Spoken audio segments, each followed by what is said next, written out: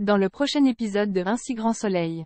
Tandis que Robin se réveille, Hélène met un terme à son histoire avec Victor. Attention, les paragraphes qui suivent contiennent des spoilers sur l'épisode d'Un si grand soleil diffusé vendredi soir sur France 2.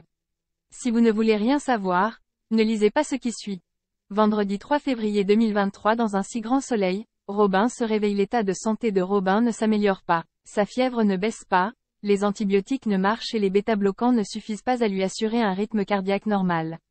Le docteur Alphand décide donc de lancer une nouvelle association d'antibiotiques et espère avoir une amélioration dans les prochaines 48 heures.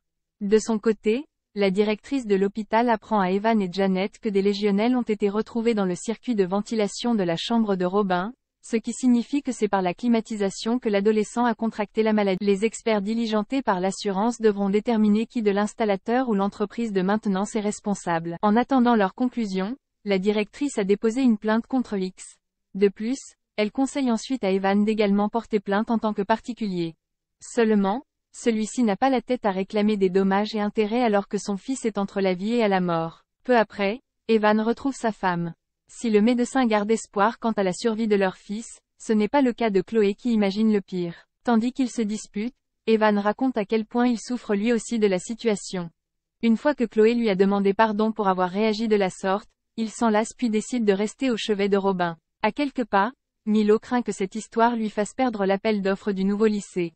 Et autant dire que l'entrepreneur a hâte que les experts rendent leurs conclusions afin que sa société soit blanchie. Comme cela peut prendre du temps, Johanna lui promet d'activer les recours nécessaires pour se battre. Pendant ce temps, Louis et Kira se rendent auprès de Robin. Peiné par ce qui arrive à son ami, l'adolescent appelle son père et le prie de faire un article sur le sujet. Bien que de nombreux papiers aient été écrits sur le sujet, Marc accepte. En fouillant, le journaliste espère même trouver un responsable. En fin de journée, Chloé est avec son fils. Tout en lui tenant la main, elle chuchote au creux de son oreille qu'elle n'a aucune envie de le voir partir. C'est à ce moment-là que l'adolescent se réveille et répond à sa mère qu'il n'a pas l'intention de mourir. Folle de joie, Chloé se met à pleurer. Hélène met un terme à son histoire avec Victor. Hélène et Christian ont passé la nuit à la Belle Étoile. Si elle est heureuse de cette petite escapade romantique, Hélène revient rapidement à la réalité en recevant de nombreux messages de Victor. Comme cela fait des jours qu'elle le fuit, Hélène le rejoint au bord de la mer. En voyant son visage, le père de Claire comprend alors immédiatement que leur histoire est terminée. Tandis qu'il cherche à savoir si elle a rencontré quelqu'un, Hélène le lui confirme mais précise cependant que ce n'est pas la seule raison de leur séparation. Selon elle, cela ne marchait plus trop entre eux depuis quelque temps. Évidemment, Victor peine à encaisser la nouvelle. Hélène rejoint ensuite Alix et lui confie combien elle regrette son attitude ainsi que son manque de courage. Toutefois, Alix trouve les mots justes et assure qu'elle a bien fait.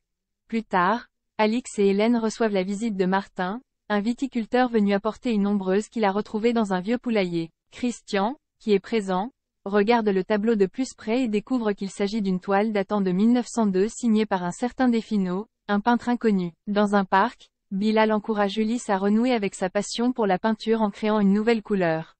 Étant chimiste, le frère d'Hakim propose même de faire des essais dans son labo. Une idée qui plaît beaucoup à Ulysse.